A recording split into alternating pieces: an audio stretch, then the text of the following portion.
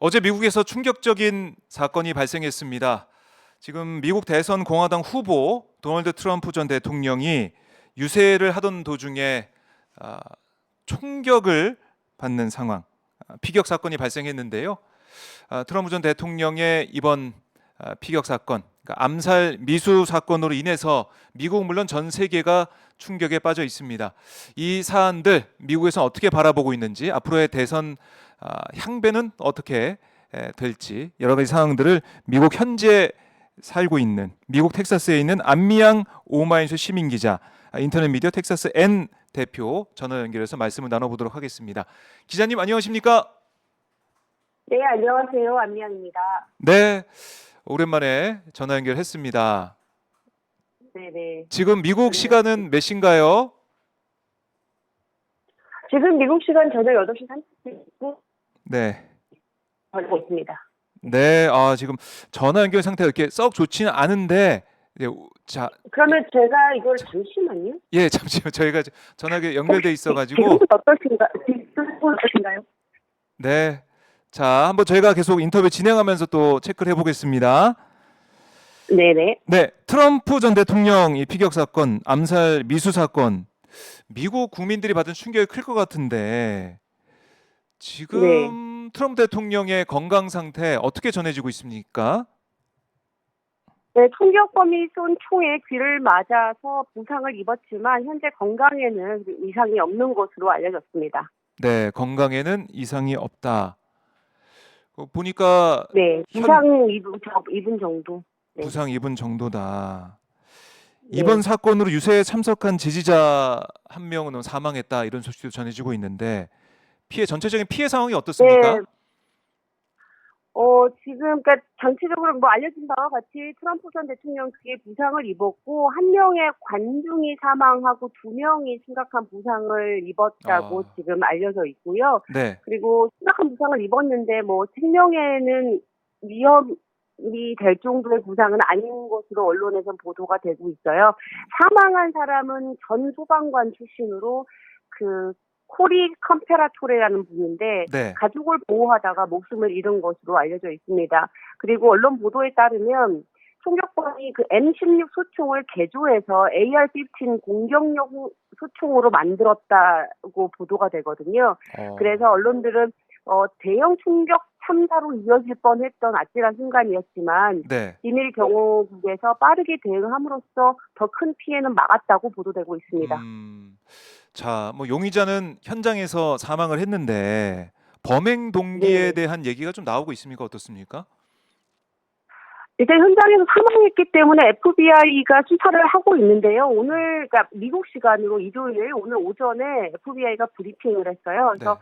총격범은 비밀 경호국에 의해서 현장에서 사살됐고 범인이 총격을 할 때 신분증을 가지고 있지 않아서 DNA 검사를 통해서 신원은 밝혀졌습니다. 다만 범행 동기를 파악하기 위해서는 수사가 좀 더 필요하다고 보고 있는데 오늘 오후에 FBI는 아마 단독 범행인 것 같다라는 걸로 지금 가닥을 잡는 것 같아요. 하지만 여전히 수사는 더 해봐야 된다는 내용입니다. 그러니까 공화당원이라고 이렇게 한국에서는 저희가 이제 보도를 좀 보고 있는데 공화당원인데 왜 이렇게 범행을 했을까 의구심이 들어요.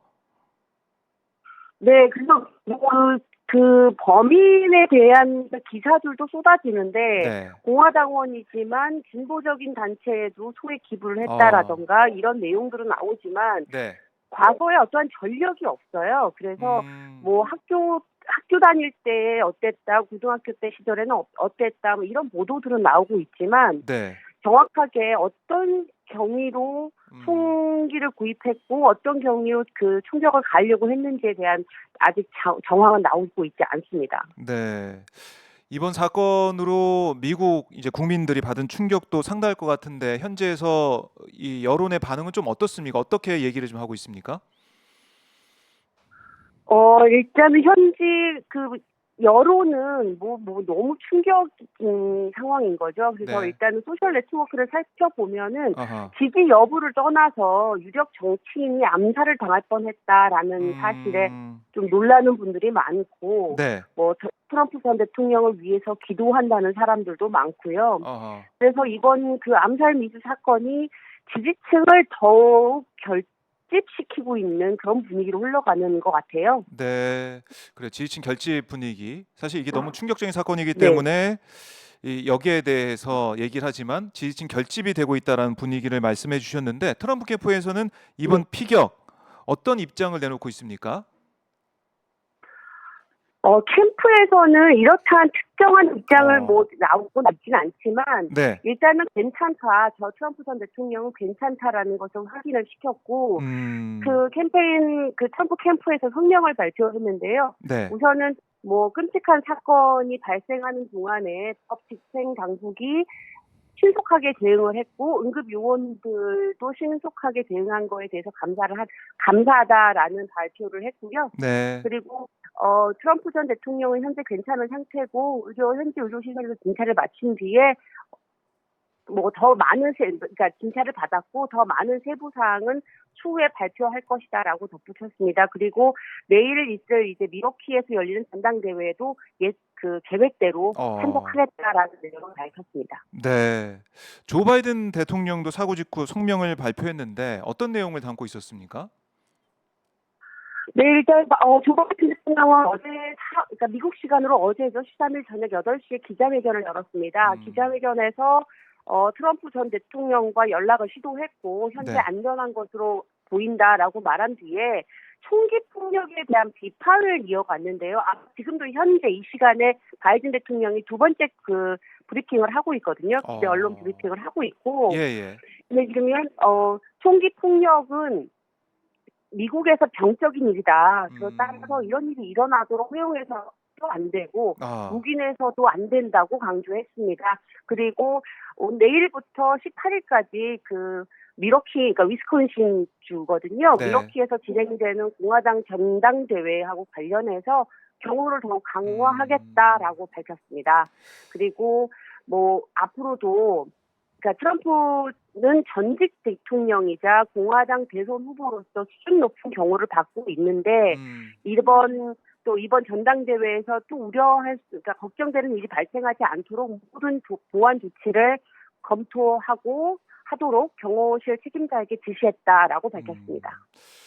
네, 앞으로 재발 가능성도 좀 보면서 경호 강화한다 이렇게까지 얘기를 했는데 지금 네. 언론들의 관심은 이번 사안 범행 동기 여기에 대해서도 관심이 있겠지만 앞으로 11월에 펼쳐질 대선 결과 여기에 좀 관심을 가질 수밖에 없는데요. 현지 언론들이나 그렇죠. 아니면 외신들은 어떻게 이 사건이 11월 대선에 영향을 줄 거라고 예상하고 있습니까? 이번 총격 사건으로 해서 도널드 트럼프 전 대통령이 다시 백악관으로 돌아갈 가능성이 크다라는 기사들이 좀 많이 나오고 있어요. 네. 그래서 이제 물론 더군다나 지난번 대선 토론 때 바이든 대통령과 트럼프 대통령의 TV 토론에서 너무 바이든에 대한 실망감이 너무 커지는 분위기였거든요. 네. 그래서 그런 상황에서 이번 피격까지 더해지니까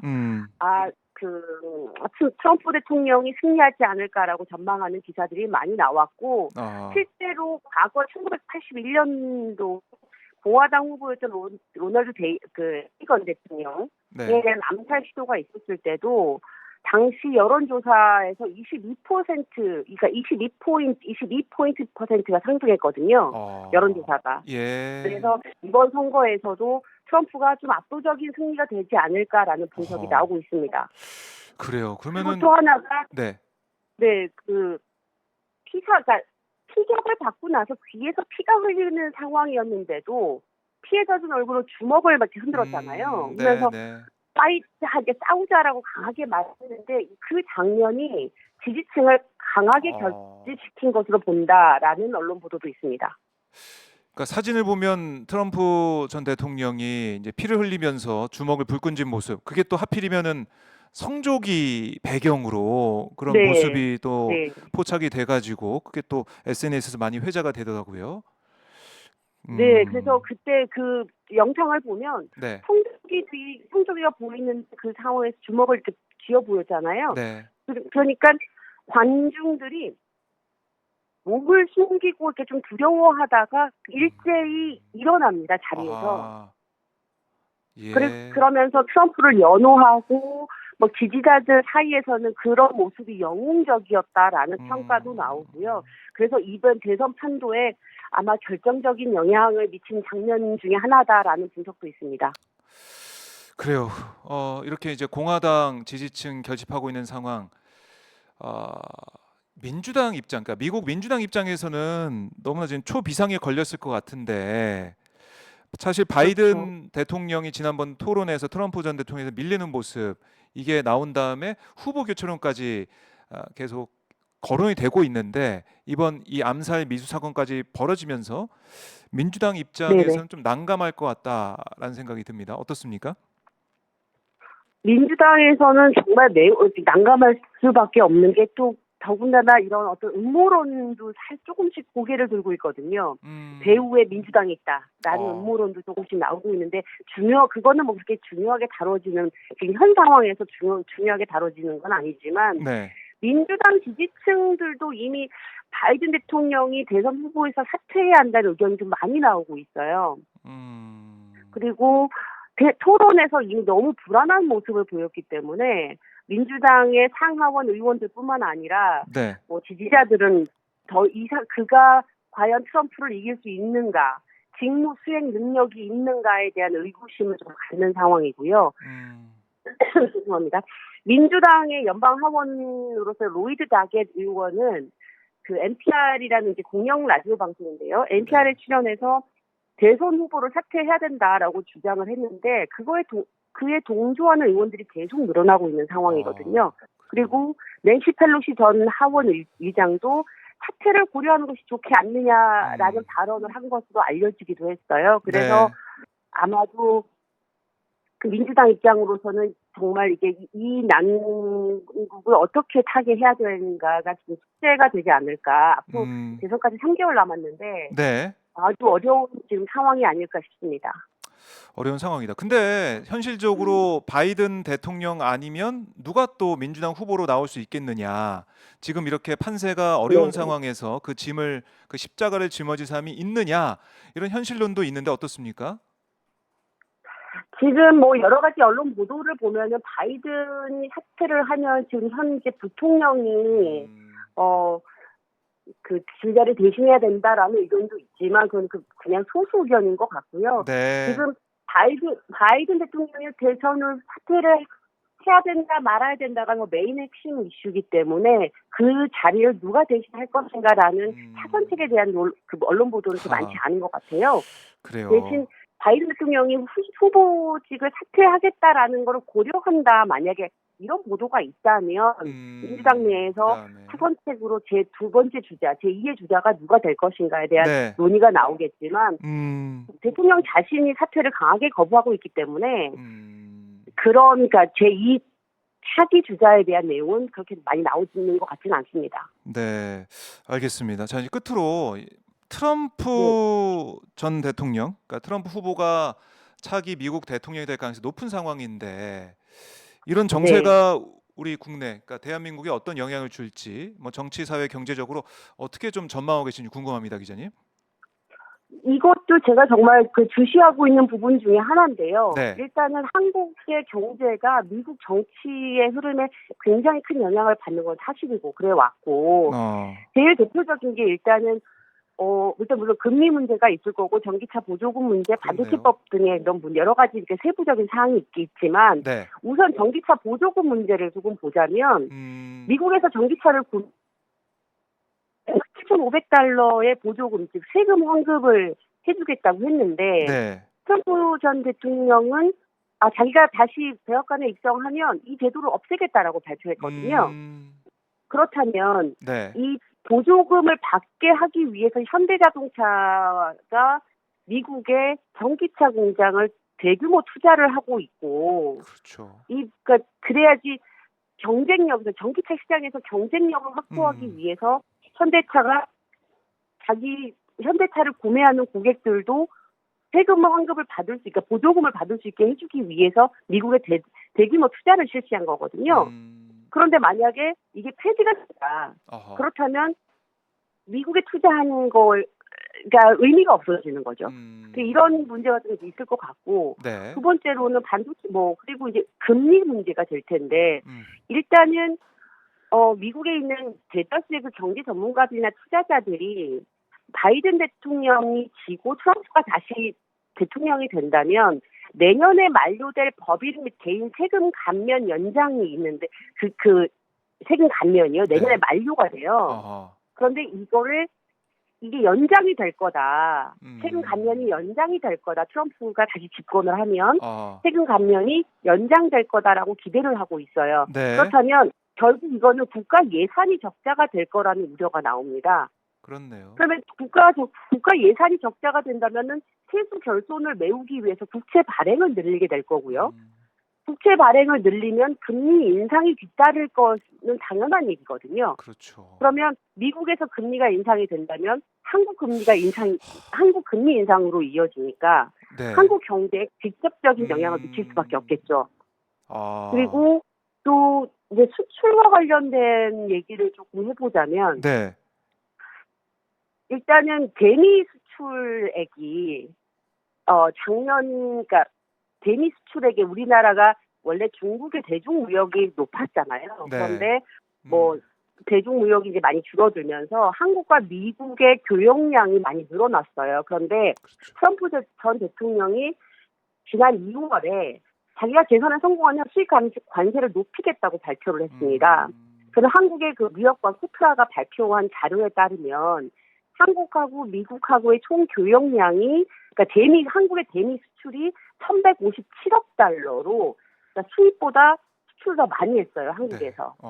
그런데 트럼프가 다시 재선에 성공을 하면 관세가 인상이 될 것이고, 그렇게 되면 대미 수출 감소가 매우 우려되는 상황이죠. 그러면 중국 시장에 대한 수출도 감소되는 상황에서 네. 대미 수출까지 감소가 되니까 한국의 수출 시장에 큰 영향을 미치지, 부정적인 영향을 미치지 않을까라는 좀 우려를 하고 있는 상황입니다. 알겠습니다. 이게 말씀 들어보니까 심각한 상황으로까지 갈 수 있다는 생각이 드는데, 금리도 그렇고 우리 보조금 네. 문제도 그렇고 한번 미국의 대선 네. 레이스 상황 제가 주목을 해보면서요. 또 상황마다 우리 안미양 기자님도 연결해서 말씀 들어보는 시간 갖도록 하겠습니다. 네, 감사합니다. 네, 말씀 잘 들었습니다. 지금까지 텍사스에 있는 안미양 시민 기자 말씀 나눠봤습니다. 고맙습니다.